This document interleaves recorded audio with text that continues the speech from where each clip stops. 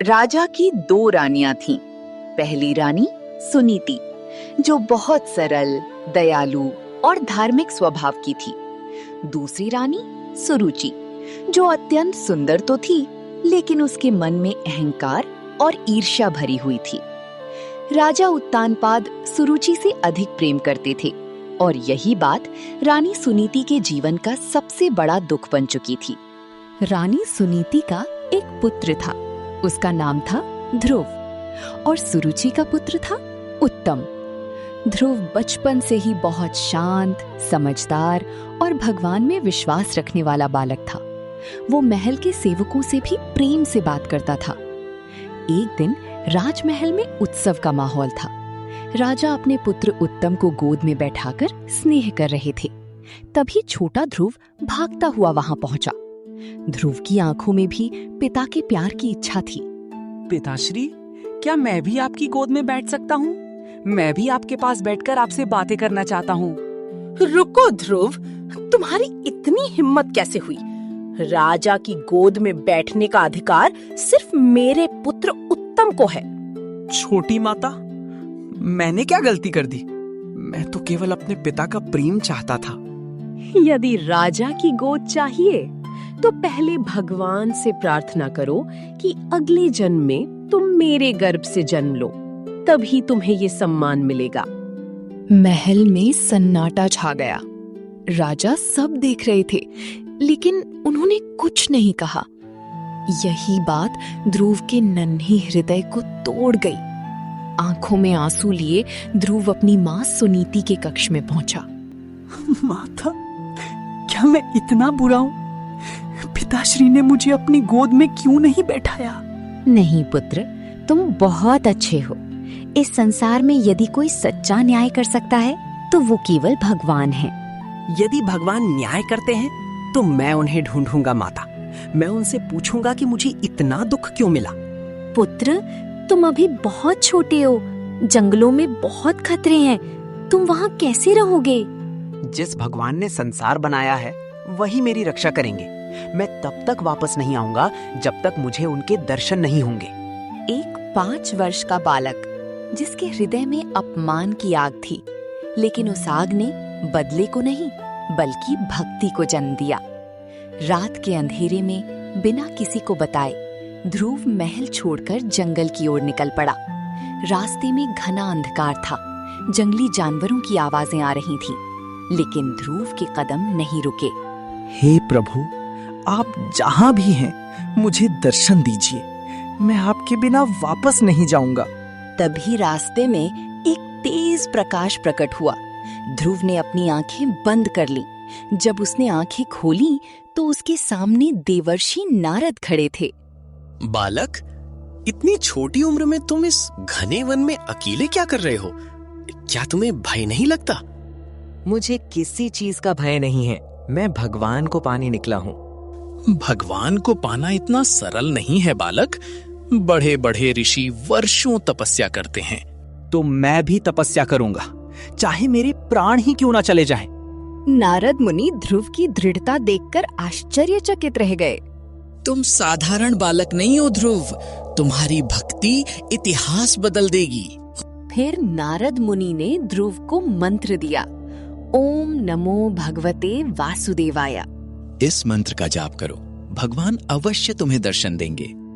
मैं अपना जीवन भगवान को समर्पित करता हूँ। अब मेरा एक ही लक्ष्य है, प्रभु के दर्शन। उधर महल में सुबह होते ही हड़कंप मच गया। ध्रुव कहीं दिखाई नहीं दे रहा था। रानी सुनीति रो रही थी। राजा उत्तानपाद भी चिंतित हो उठे, लेकिन सुरुचि के चेहरे पर कोई दुख नहीं था। उसे लगा अब उसका पुत्र ही राज्य का उत्तराधिकारी बनेगा। इधर जंगल में ध्रुव ने कठोर तपस्या शुरू कर दी।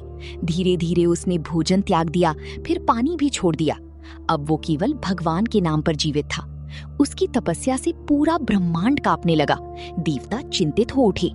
यदि ये बालक इसी तरह तप करता रहा तो इसका तेज स्वर्ग तक पहुंच जाएगा। प्रभु, ध्रुव नाम का बालक अद्भुत तप कर रहा है। अब केवल आप ही कुछ कर सकते हैं। जिस भक्त की पुकार सच्ची हो, मैं उसे कभी निराश नहीं करता। घने जंगल के बीच छोटा सा बालक ध्रुव एक पैर पर खड़ा था। उसकी आंखें बंद थीं, होठों पर केवल एक ही नाम था, ओम नमो भगवते वासुदेवाय। ध्रुव की तपस्या अब इतनी कठोर हो चुकी थी कि धरती कांपने लगी, नदियों का प्रवाह धीमा पड़ गया। यदि ये बालक ऐसे ही तप करता रहा तो इसका तेज हम सभी देवताओं से भी अधिक हो जाएगा। इसके संकल्प को तोड़ना होगा, वरना इसका प्रभाव तीनों लोकों में फैल जाएगा। देवताओं ने कई मायाएं रची। कभी भयंकर तूफान भेजा गया, कभी बिजली कड़कने लगी, लेकिन ध्रुव अडिग खड़ा रहा। हे प्रभु, चाहे संसार टूट जाए, लेकिन मेरा विश्वास नहीं टूटेगा। जब मायाएं असफल हो गईं, तब असुरों जैसी डरावनी आकृतियां ध्रुव के सामने प्रकट हुईं। किसी ने उसकी माँ की आवाज निकाली, ध्रुव बेटा, वापस आ जाओ, तुम्हारी माँ बहुत बीमार है। ध्रुव की आंखों से आंसू निकल पड़े। एक पल के लिए उसका मन डगमगाया, लेकिन तभी उसे नारद की बातें याद आईं। मेरी माँ ने ही मुझे प्रभु तक पहुँचने का मार्ग दिखाया है। मैं अब बिना दर्शन पाए वापस नहीं लौटूंगा। उधर राजमहल में रानी सुनीति की हालत खराब हो चुकी थी। वो हर दिन महल के द्वार पर बैठ जाती और अपने पुत्र के लौटने की राह देखती। हे भगवान, मेरा पुत्र जहां भी हो उसे सुरक्षित रखना। उसने आपका नाम लिया है, उसे निराश मत करना। मैं कैसा पिता हूँ, मेरी चुप्पी ने मेरे ही पुत्र को मुझसे दूर कर दिया। महाराज, जो चला गया उसे भूल जाइए। उत्तम ही आपका असली उत्तराधिकारी है। बस सुरुचि, आज पहली बार मुझे समझ आया कि मेरे मुंह ने कितना बड़ा पाप करवा दिया। ध्रुव की तपस्या अब चरम सीमा पर पहुंच चुकी थी। उसने सांस लेना भी बहुत धीमा कर दिया था। पूरा ब्रह्मांड उसकी ऊर्जा महसूस कर रहा था। तभी आकाश से दिव्य प्रकाश उतरा। चारों ओर शंखनाद होने लगा, फूलों की वर्षा होने लगी। गरुड़ पर सवार होकर स्वयं विष्णु प्रकट हुए। ध्रुव ने आंखें खोली और प्रभु को सामने देखकर स्तब्ध रह गया। वो बोल ही नहीं पाया। ध्रुव, तुम्हारी भक्ति ने मुझे यहाँ आने पर मजबूर कर दिया। इतनी छोटी उम्र में ऐसा संकल्प बहुत दुर्लभ है। प्रभु, मुझे राज्य नहीं चाहिए, मुझे किसी से बदला नहीं चाहिए। मुझे केवल इतना आशीर्वाद दीजिए कि मैं जीवन भर आपके चरणों में प्रेम बनाए रख सकूं। ध्रुव, तुमने संसार की सबसे बड़ी परीक्षा पास की है। तुम अपमान से निकले थे, लेकिन तुम्हारे हृदय में घृणा नहीं आई। आज मैं तुम्हें ऐसा स्थान देता हूं जो आज तक किसी को नहीं मिला। तभी भगवान ने अपने शंख से ध्रुव के माथे को स्पर्श किया। ध्रुव के शरीर से तेज निकलने लगा। तुम ध्रुव तारा बनोगे, संसार समाप्त हो जाए, लेकिन तुम्हारा नाम अमर रहेगा। प्रभु, मेरे माता पिता का क्या होगा? मेरी माँ बहुत दुखी होगी। अब समय आ गया है कि तुम वापस महल जाओ। तुम्हारे लौटने से कई लोगों का जीवन बदलने वाला है। ध्रुव महल लौटने के लिए निकल पड़ा, लेकिन उसे नहीं पता था कि महल में उसके लौटने से पहले ही एक भयानक षड्यंत्र शुरू हो चुका है और ये षड्यंत्र उसकी जान भी ले सकता था। भगवान विष्णु के दर्शन पाकर ध्रुव का हृदय आनंद से भर चुका था। अब उसके चेहरे पर वही मासूमियत थी, लेकिन उसके तेज में दिव्यता आ चुकी थी। वो जंगल से महल की ओर लौट रहा था। उधर राजमहल में हालात पूरी तरह बदल चुके थे। राजा उत्तानपाद दिन रात अपने पुत्र को याद कर रहे थे। रानी सुनीति हर पल भगवान से ध्रुव की रक्षा की प्रार्थना कर रही थी, लेकिन रानी सुरुचि के मन में डर पैदा हो चुका था। उसे लग रहा था अगर ध्रुव वापस आ गया तो उसका पुत्र उत्तम कभी राजा नहीं बन पाएगा, और इसी डर ने उसके मन में एक खतरनाक षड्यंत्र ने जन्म दिया। एक रात महल के गुप्त कक्ष में सुरुचि ने राज्य के सेनापति को बुलाया। ध्यान से सुनो सेनापति, ध्रुव को महल तक पहुंचने से पहले ही रोकना होगा। यदि वो जीवित वापस आया तो तुम्हारा भविष्य भी खत्म हो जाएगा। महारानी, आप मुझसे क्या करवाना चाहती हैं? ध्रुव तो अभी एक बालक है। मुझे दया की बातें मत सुनाओ। जंगल के रास्ते में सैनिक भेजो और काम खत्म कर दो। सेनापति मजबूरी में झुक गया। अगली सुबह ध्रुव खुशी खुशी महल की ओर बढ़ रहा था। रास्ते में अचानक कई सैनिकों ने उसे घेर लिया। ध्रुव चौंक गया। आप लोग मुझे इस तरह क्यों रोक रहे हैं? मैं अपने माता पिता से मिलने जा रहा हूँ। हमें आदेश मिला है कि तुम्हें यहीं रोक दिया जाए। आज तुम महल वापस नहीं जा पाओगे। ध्रुव समझ गया कि ये किसी बड़ी साजिश का हिस्सा है, लेकिन उसके चेहरे पर डर नहीं था। यदि मेरी मृत्यु भी भगवान की इच्छा है तो मैं उसका भी स्वागत करता हूँ। जैसे ही सैनिक हमला करने आगे बढ़े, अचानक आकाश में तेज प्रकाश फैल गया। भयंकर तूफान उठने लगा। सैनिकों के हाथों से तलवारें गिर गईं। उनके सामने स्वयं नारद प्रकट हुए। मूर्खों, जिसकी रक्षा स्वयं भगवान करते हैं, उसका कोई बाल भी बांका नहीं कर सकता। सैनिक डरकर घुटनों पर गिर पड़े। हमें क्षमा कर दीजिए मुनिवर, हम केवल आदेश का पालन कर रहे थे। नारद ने ध्रुव की ओर देखा। ध्रुव, तुम्हारी परीक्षा अभी समाप्त नहीं हुई है। महल में तुम्हारा सामना उन लोगों से होगा जिन्होंने तुम्हें सबसे अधिक दुख दिया। यदि प्रभु ने मुझे क्षमा का मार्ग सिखाया है तो मैं अपने हृदय में किसी के लिए द्वेष नहीं रखूंगा। नारद प्रसन्न हो गए। जैसे ही ध्रुव महल पहुंचा, पूरे राज्य में खुशी की लहर दौड़ गई।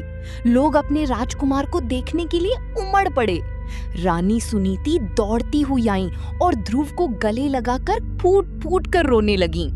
मेरे लाल, मैंने हर रात तुम्हारे लिए आंसू बहाए हैं। हर पल भगवान से तुम्हारी रक्षा की प्रार्थना की। आज मेरी तपस्या सफल हो गई। मुझे मेरा पुत्र वापस मिल गया। पुत्र ध्रुव, मैंने तुम्हारे साथ बहुत बड़ा अन्याय किया। मैं एक पिता होकर भी तुम्हारे साथ खड़ा नहीं हो सका। इस अपराध का बोझ मुझे हर दिन सताता रहा। यदि संभव हो तो मुझे क्षमा कर दो। पिताश्री, जो कुछ हुआ वो भगवान की इच्छा थी। यदि वो अपमान ना होता तो मैं प्रभु की शरण तक कभी नहीं पहुंच पाता। मेरे मन में आपके लिए कोई क्रोध नहीं है। पूरा महल भावुक हो उठा। तभी सुरुचि कांपते हुए आगे आई। ध्रुव, मैंने तुम्हारे साथ कठोर व्यवहार किया, तुम्हारे हृदय को बहुत पीड़ा दी। आज मुझे अपने हर कर्म पर पछतावा है। जो दंड देना चाहो मैं स्वीकार करूंगी। पूरा दरबार शांत हो गया। ध्रुव मुस्कुराया। छोटी माता, आपने जो किया वही मेरे जीवन का मार्ग बन गया।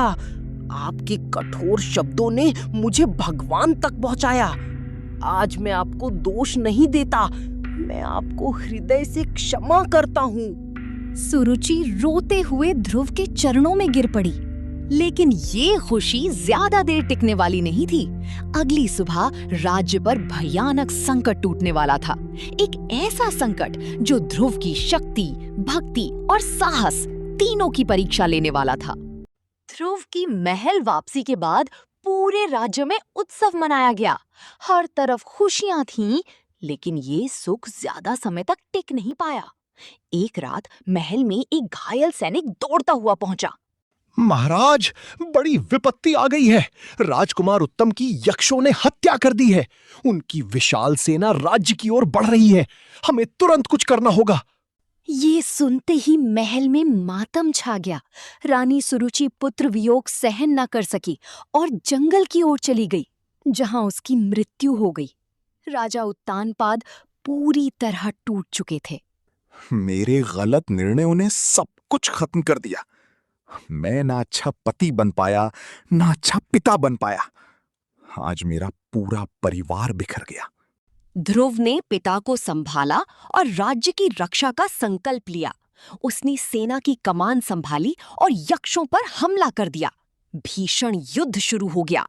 मेरे भाई के रक्त का बदला जरूर लिया जाएगा। आज अन्याय करने वालों को दंड मिलेगा।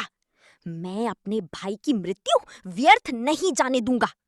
जब तक न्याय नहीं होगा मैं नहीं रुकूंगा। ध्रुव का क्रोध इतना बढ़ गया कि वो लगातार यक्षों का विनाश करने लगा। तभी आकाश से दिव्य प्रकाश प्रकट हुआ। स्वयं मनु वहां आए। ध्रुव, क्रोध इंसान की बुद्धि छीन लेता है। न्याय और प्रतिशोध में बहुत बड़ा अंतर होता है। एक व्यक्ति के अपराध की सजा पूरी जाति को मत दो। अपने मन को शांत करो। ध्रुव को अपनी भूल समझ आ गई। उसी समय यक्षों ने बताया कि उत्तम की मृत्यु एक दुर्घटना थी। ध्रुव ने युद्ध रोक दिया और शांति स्थापित कर दी। समय बीतता गया। ध्रुव एक महान और धर्मप्रिय राजा बने। जब उनके जीवन का अंतिम समय आया, आकाश से भगवान विष्णु का दिव्य विमान उतरा। विष्णु के दूत उन्हें लेने आए। राजन ध्रुव, आपकी भक्ति ने आपको अमर बना दिया है। स्वयं भगवान ने आपके लिए सर्वोच्च स्थान चुना है। अब आपके धाम लौटने का समय आ गया है। यदि मेरे जीवन से लोगों को भक्ति का मार्ग मिले, यदि मेरा संघर्ष किसी को प्रेरणा दे सके, तो मैं अपने जीवन को सफल मानूंगा। यही मेरी सबसे बड़ी विजय होगी। ध्रुव दिव्य विमान में बैठकर आकाश की ओर बढ़ गए और सदा के लिए ध्रुव तारा बन गए। आज भी वो तारा सिखाता है, सच्ची भक्ति इंसान को अमर बना सकती है।